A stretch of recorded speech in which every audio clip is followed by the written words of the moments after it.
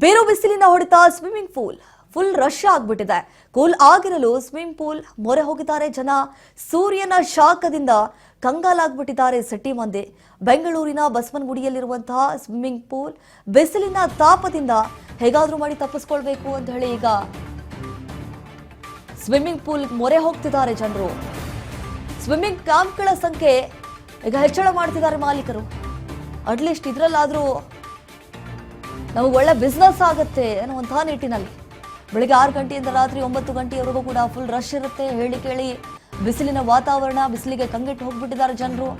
ಮನೇಲಿ ಇರಕ್ಕಾಗ್ತಾ ಇಲ್ಲ, ಬಿಡಕ್ಕಾಗ್ತಾ ಇಲ್ಲ ಅಂತ ಹೇಳಿ ಈಗ ಸ್ವಿಮ್ಮಿಂಗ್ ಪೂಲ್ ಮೊರೆ ಹೋಗಿದ್ದಾರೆ.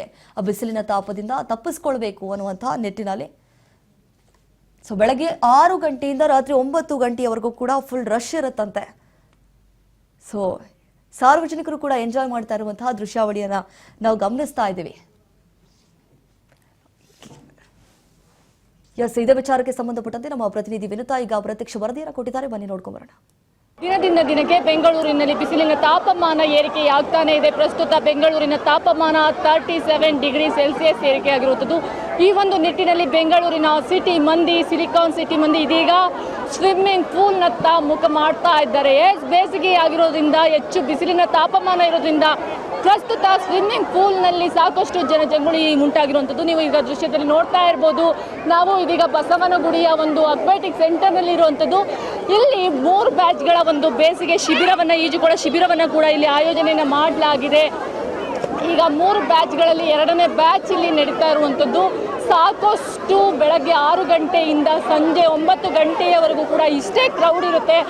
ಇಲ್ಲಿ ನೀವು ನೋಡ್ತಾ ಇರ್ಬೋದು, ಸಾಕಷ್ಟು ಬೆಂಗಳೂರಿನ ಸಿಟಿ ಮಂದಿ ಇಲ್ಲಿ ನೀರಿನಲ್ಲಿ ಬಂದು ಬಿಸಿಲಿನ ಬೇಗೆಯಿಂದ ಬೆಂದಿದ್ದಂತಹ ಜನರು ತಮ್ಮ ಮನಕ್ಕೆ ತಂಪನ್ನು ಮಾಡ್ಕೊಳ್ತಾ ಇರುವಂಥದ್ದು. ಯಾಕಂದರೆ ದಿನದಿಂದ ದಿನಕ್ಕೆ ಬಿಸಿಲಿನ ಏರಿಕೆ ಆಗ್ತಾನೇ ಇದೆ. ಇದರಿಂದಾಗಿ ಸಾಕಷ್ಟು ಡಿಹೈಡ್ರೇಷನ್ ಆಗುತ್ತೆ. ಜೊತೆಗೆ ಮಕ್ಕಳಲ್ಲಿ ಹೊರಗಡೆ ಆಟ ಆಡೋದು, ರಜೆ ಇರೋದ್ರಿಂದ ಆಟ ಆಡೋದಕ್ಕೆ ಹೋಗೋದು ತುಂಬಾ ಸರ್ವೇ ಸಾಮಾನ್ಯ. ಇದೆಲ್ಲವನ್ನು ತಪ್ಪಿಸುವ ಸಲುವಾಗಿ ಪೋಷಕರು ಈ ಒಂದು ಈಜುಕೊಳದತ್ತ ಬರ್ತಾರೆ. ಇಲ್ಲಂತೂ ಇದು ಮಕ್ಕಳ ಪೂಲು, ತುಂಬ ಚೆನ್ನಾಗಿ ಪುಟ್ಟ ಪುಟ್ಟ ಮಕ್ಕಳೆಲ್ಲರೂ ಕೂಡ ಇಲ್ಲಿ ಆಟ ಆಡ್ತಿರೋದನ್ನು ನೀವು ನೋಡ್ತಾ ಇರ್ಬೋದು. ಸಾಕಷ್ಟು ಚೆನ್ನಾಗಿ ಇಲ್ಲಿ ಕೋಚಸ್ಗಳು ಕೂಡ ಇರೋದ್ರಿಂದ ಯಾವುದೇ ರೀತಿ ಭಯಗಳು ಇಲ್ಲದಂತೆ ಮಕ್ಕಳು ಇಲ್ಲಿ ಆಟವನ್ನು ಆಡ್ತಾ ಇರುವಂಥದ್ದು.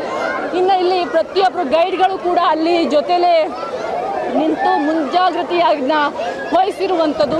ಒಟ್ಟಾರೆಯಾಗಿ ಸಿಲಿಕಾನ್ ಸಿಟಿ ಮಂದಿ ಇದೀಗ ಬೇಸಿಗೆಯ ಬಿಸಿಯನ್ನು ತಣಿಸುವ ನಿಟ್ಟಿನಲ್ಲಿ ಸ್ವಿಮ್ಮಿಂಗ್ ಪೂಲ್ನತ್ತ ಮುಖ ಮಾಡ್ತಾ ಇರುವಂಥದ್ದು. ಕ್ಯಾಮ್ರಾಮನ್ ಕಿರಣ್ ಜೊತೆ ವಿನುತಾ HN, ರಾಜ್ ನ್ಯೂಸ್ ಕನ್ನಡ, ಬೆಂಗಳೂರು. ನೋಡಿ, ಕೂಲ್ ಆಗಿರಬೇಕು ಅಂತ ಹೇಳಿ ಎಲ್ಲರೂ ಕೂಡ ಈಗ ಸ್ವಿಮ್ಮಿಂಗ್ ಪೂಲ್ ಮೊರೆ ಹೋಗಿದ್ದಾರೆ. ಚಿಕ್ಕ ಮಕ್ಕಳಿಂದ ಹಿಡಿದು ದೊಡ್ಡವರವರೆಗೂ ಕೂಡ ಈಗ ಎಂಜಾಯ್ ಮಾಡ್ತಾ ಇರುವಂತಹ ದೃಶ್ಯಾವಳಿಯನ್ನು ನಾವು ಗಮನಿಸ್ತಾ ಇದ್ವಿ. ಚೆನ್ನಾಗಿದ್ದಾರೆ ಮೇಡಮ್, ಚೆನ್ನಾಗಿ ಕಳೀತಾರೆ ಮಕ್ಕಳು. ಸಮ್ಮರ್ ವೇಕೆನ್ಸಿ ನಮ್ಮದು 2nd ಬ್ಯಾಚ್ ನಡೀತಾ ಇರೋದು. 3ನೇ ಬ್ಯಾಚ್ ಏಪ್ರಿಲ್ 2 ಸ್ಟಾರ್ಟ್ ಆಗ್ತಾ ಇದೆ. ಮಕ್ಕಳು ಬರ್ಬೋದು, ಬಿಸಿಲು ಆಟ ಆಡೋಕ್ಕಿಂತ ಇಲ್ಲಿ ಸ್ವಿಮ್ಮಿಂಗ್ ಬಂದ್ ಮಾಡಿದ್ರೆ ಚೆನ್ನಾಗಿರುತ್ತೆ, ಹೆಲ್ತ್ ಚೆನ್ನಾಗಿರುತ್ತೆ. ಮಕ್ಕಳಿಗೆ ಚಳಿ ಬಿಸಿಲು ಚೆನ್ನಾಗಿ ಮಾಡಿದ್ರೆ ಚೆನ್ನಾಗಿ ಎಂಡ್ಯೂರೆನ್ಸ್ ಡೆವಲಪ್ ಆಗೋದು. ಹೌದು ಮೇಡಮ್, ಈ ಬ್ಯಾಚ್ ಮುಗಿತಾ ಬರುತ್ತೆ. ನೆಕ್ಸ್ಟ್ ನಾವು 2 ಬ್ಯಾಚ್ ಸ್ಟಾರ್ಟ್ ಆಗ್ತೀವಿ ಮೇಡಮ್. ಮೇ ಫಸ್ಟ್ ಒಂದು ಬ್ಯಾಚ್ ಸ್ಟಾರ್ಟ್ ಆಗುತ್ತೆ, ಮೇ 7th ಒಂದು ಸ್ಟಾರ್ಟ್ ಆಗುತ್ತೆ. 2 ಕ್ಯಾಂಪ್ ಇದೆ. ಮಕ್ಕಳು ಮತ್ತು ಲೇಡೀಸ್, ಅಡಲ್ಟ್ಸ್ ಎಲ್ಲರಿಗೂ ಇರುತ್ತೆ.